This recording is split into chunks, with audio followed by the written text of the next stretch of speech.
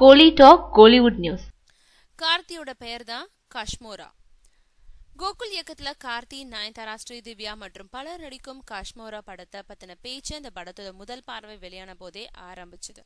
நாளைக்கு இந்த படத்தோட இசையும் ட்ரெய்லரும் வெளியாக இருக்கிறத முன்னிட்டு இன்னைக்கு நயன்தாராவோட ரத்ன மகாதேவி தோற்றத்தை வெளியிட்டாங்க.